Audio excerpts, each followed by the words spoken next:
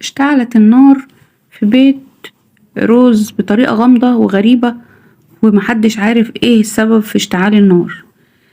روز دخلت بسرعة من غير ما يهمها النار ولا أي شيء في الدنيا عشان تنقذ ولادها التلاتة. طلعت 2 من ولادها ورجعت تاني عشان تاخد الطفل التالت اللي هي طفلة صغيرة رضيعة حديثة الولادة. دخلت روز عشان تجيب البنت التالتة وهي سايباها نايمة على سريرها، ملقيتهاش. الكلام ده كان سنة 1997. البنت كانت في المنزل مع اخواتها ونايمة في سريرها زي ما والدتها سابتها بالظبط. الزوج كان برا خارج البيت بيصلح سيارة بنت عمه. فجأة اشتعلت النيران في منزلهم، وكان زوج روز وأطفالها 3 في المنزل. تمكنت من إخراج الطفلين الأكبر سنا، ورجعت عشان تاخد البنت الصغيرة ملقيتهاش في سريرها، وحاولت كتير إنها تدور على بنتها، ورجال المطافي بيدوروا معاها كمان، وعملوا المستحيل عشان يلاقوا البنت، لكن البنت مش موجودة وملهاش أي أثر في البيت.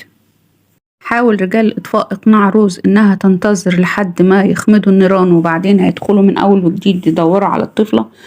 وبعد ما تم إخماد النيران دخلوا فعلا دوروا على الطفلة، لكن برضو لا يوجد لها أي أثر ولا كأنها كانت موجودة في البيت من أساس. فضلت روز حزينة جدا على بنتها وما بتنساهاش، ومرت السنين وهي ما بتنساش بنتها وبتفكر فيها دايما لحد سنة 2004. كانت روز في حفلة عيد ميلاد لأحد الأطفال، والصدفة إنها كانت بنت لأحد أصدقائها. وأثناء جلوس روز في عيد الميلاد لفت انتباهها طفلة تقريبا في سن بنتها لو كانت موجودة في الوقت ده، وفيها حاجات كتير من بنتها، حتى الغمازات اللي كانت موجودة في وشها موجودة في البنت دي. ولكن لما شافت البنت دي شيء داخلي جواها قال إن البنت دي هي طفلتها اللي تايهة منها من 6 سنين. فكرت روز وهي قاعدة إن هي تخطف البنت وتجري، لكن ده شيء غير منطقي ومش هينفع تعمل كده ومش هتعرف لأن كل الناس شايفة اللي بيحصل. لكن روز برضو مهتمة بالموضوع وعمالة تفكر تتأكد إن البنت دي بنتها إزاي وتعمل إيه، لحد ما جالها فكرة في دماغها وقالت هتنفذها. قالت لنفسها إن هي لازم تثبت إن البنت دي بنتها فعلا وتتأكد، وعشان تعرف تدافع عن وجهة نظرها أو عن الأمل اللي جواها لازم يكون معاها دليل. ففكرت إن هي تنادي على البنت وتقول لها إن في لبان أو علكة ماسكة في شعرها، حلويات يعني ماسكة في شعرها. فالبنت جت وفضلت روز تحاول تطلع العلكة أو الحلويات من شعرها وهو مفيش حاجة أصلا، بس هي بتتظاهر بكده علشان تاخد شعرة أو 2 من شعر الطفلة عشان تحللهم. المهم روز نجحت في إن هي تاخد 2 شعر من شعر البنت وحطتهم في حاجة منديل صغير معاها، وخدتهم وراحت عشان تثبت ان دي بنتها في الفعل وتتأكد. لكن روز لما بتحاول تفتح قضية بنتها تاني بتقابلها مشكلة، وهي ان الشرطة قفلت ملف القضية لانهم لم يستدلوا على شيء ولا عرفوا اي حاجة عن البنت خالص، فبالتالي قفلوا الملف بتاع القضية. لجأت روز للمحكمة وحاولت ان هي تقنعهم انها عايزة تاخد الدليل اللي معاها اللي هو شعر البنت علشان يتحلل في الDNA ويشوفوه متطابق مع الأم ولا لأ. لكن المحكمة موافقتش ورفضت، لأن هم خلاص بحثوا بما فيه الكفاية وكانت دي حجتهم، وإن مفيش أي معلومات على البنت ولا أي شيء جديد مهم إنه خلوهم يفتحوا القضية بالطريقة دي. لكن روز مسكتتش وحاولت كتير ووصلت لحد ممكن يساعدها في ان هي تعرف ان الطفلة دي بنتها ولا لا بعد محايلة عليه شديدة جدا، فتعاطف مع وضعها ووافق انه يساعدها. بعد مساعدة الشخص ده المحكمة وافقت ان هي تاخد العينة اللي هي شعر البنت وتوديها المعمل عشان تحليل الDNA عشان يكتشفوا اذا كانت السيدة روز عندها حق في ان الطفلة دي بنتها فعلا او لا.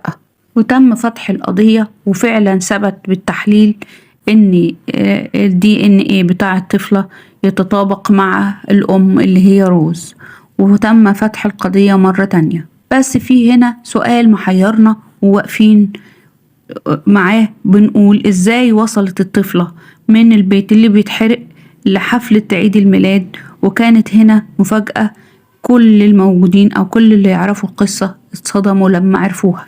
ذهبت الشرطة إلى بيت السيدة اللي روز لقيت بنتها موجودة هناك بادعاء إن هي بنتهم، وبدأوا التحقيق معاها.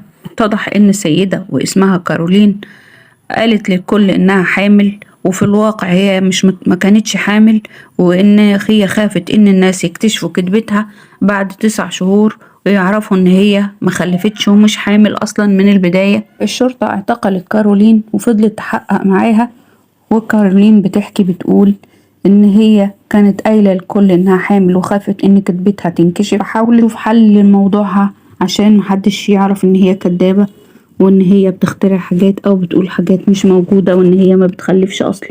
وفي يوم من الأيام وهي ماشية بالسيارة بتاعتها تعطلت منها، فأخدتها وراحت لزوج روز اللي هو ابن عمها، وطلبت منه إن هو يصلح العربية بتاعتها. أثناء انتظارها داخل بيت روز لحد ما زوجها يصلح العربية لها، لاحظت إن روز عندها طفلة صغيرة حديثة الولادة، وإنها تسللت فوق على السلالم بدون ما حد يشوفها من الموجودين في البيت، وأخدت الطفلة يوم الحريق وخرجت بيها بسرعة ومحدش شافها ولا خد باله منها، وخدت الطفلة وربتها لحد ما شافتها روز يوم عيد الميلاد بعد 6 سنين. وهنا اعتقلت الشرطة كارولين لأنها ارتكبت جريمة واتحكم عليها بالسجن 9 سنين، وتم الإفراج عنها في سنة 2014. ولكن تم لم شمل الأم الحقيقية اللي هي روز مع بنتها في 8 مارس 2004، يعني بعد 3 شهور من عثورها على بنتها ولحد ما المشكلة اتحلت. واتضح ان كارولين هي اللي خطفت البنت واشعلت النيران في البيت علشان محدش يعرف ان البنت اتخطفت ولا حد ياخد باله، لحد ما هي تهرب وتاخدها بعيد علشان محدش يشوفها ولا يشك فيها. وحصل اللي هي كانت مخططاله فعلا، وخطفت البنت من أمها واستمرت في خطفها وتربيتها وضمها لحضانتها لمدة 6 سنين، لحد يوم عيد الميلاد اللي أراد ربنا فيه إن يرجع البنت لأمها بأمان وترجع الحقيقة تتعرف وتنكشف. كانت كارولين مسمية بنت روز عالية، لكن هما محاولوش يغيروا الاسم وسابوا اسمها زي ما هو علشان البنت ما تحسش بمشكلة ولا تحس بأي تغيير، وتلم شمل الأسرة كلها. وعاشت روز مع أولادها ال3. صحيح هي فرقت بنتها شوية لكن ده كان غصب عنها، لكن الحمد لله بنتها رجعت لها بصحة وسلامة تاني، ودي إرادة ربنا في إنه يرجع الحق لأصحابه. أشوفكم في فيديو جديد وقصة حقيقية جديدة، ونتمنى منكم دعم القناة وتعملوا لها لايك وشير عشان تساعدونا على الاستمرار.